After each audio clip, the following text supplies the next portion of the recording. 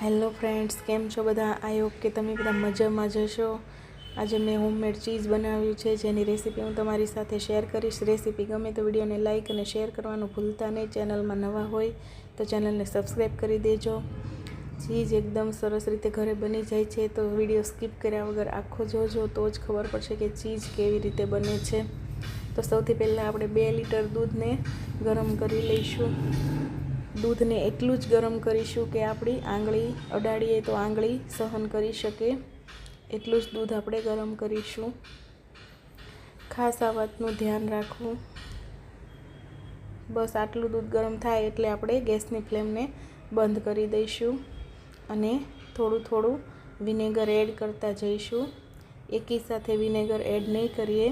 1 tablespoon vinegar add કરી અને થોડું ચલાવશું. ફરીથી 1 ટેબલસ્પૂન વિનેગર એડ કરી અને ફરીથી એને ધીમેથી ચલાવતા રહીશું. આવી રીતે 3 થી 4 વાર કરીશું. એટલામાં આપણું દૂધ સરસ રીતે ફાટી જશે અને પનીર અલગ થઈ જશે.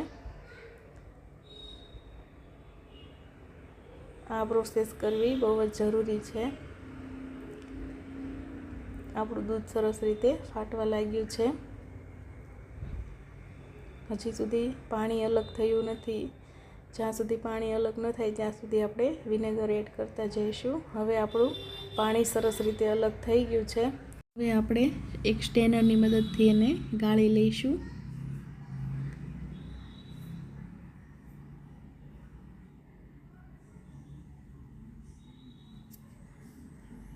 હવે આપણે જે પનીર છે એને સરસ રીતે ધોઈ લઈશું, જેથી વિનેગરની બધી જ ખટાશ નીકળી જાય.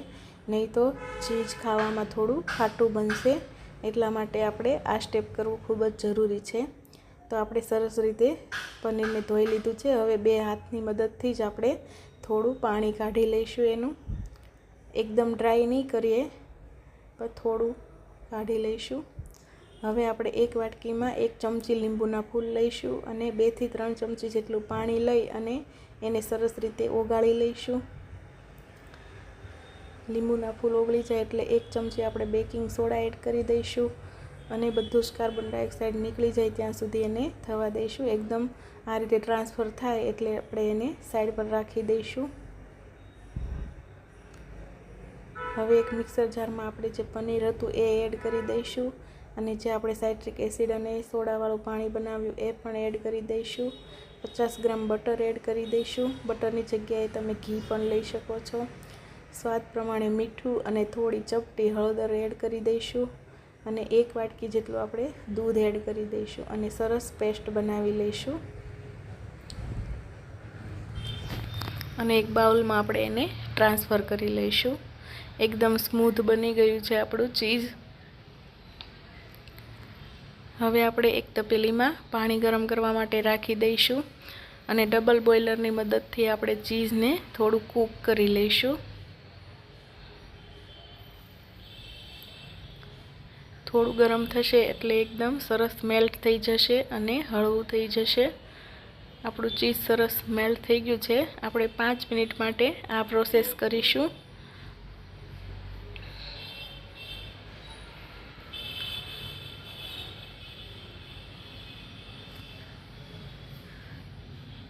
હવે આપણે એક કન્ટેનરમાં ઘી લગાવી અને ગ્રીસ કરી લઈશું અને ચીઝ આમાં આપણે ટ્રાન્સફર કરી લઈશું.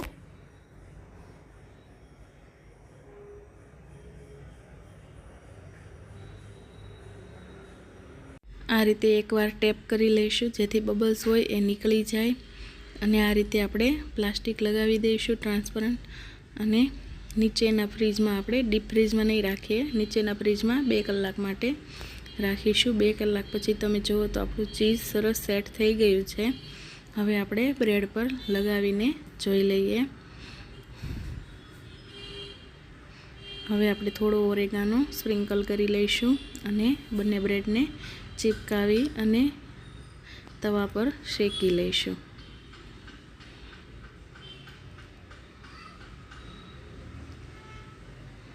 થોડું ઘી લઈશું અને બંને બાજુ ગોલ્ડન બ્રાઉન થાય ત્યાં સુધી આપણે એને શેકી લઈશું.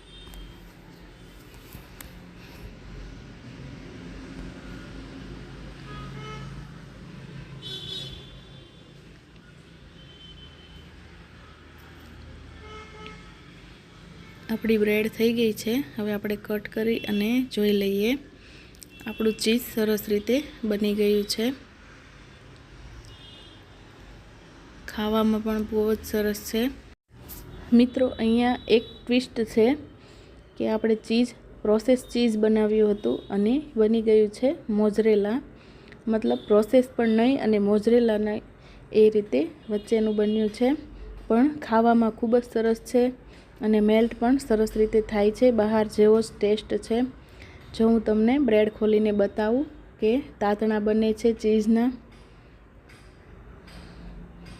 મિત્રો, તમને મારો વિડીયો ગમ્યો હોય તો લાઈક, શેર અને સબસ્ક્રાઈબ કરી દેજો. કમેન્ટ કરવાનું ભૂલતા નહીં. મળીશું આપણે એક નવા વિડીયો સાથે. Thank you. Bye bye.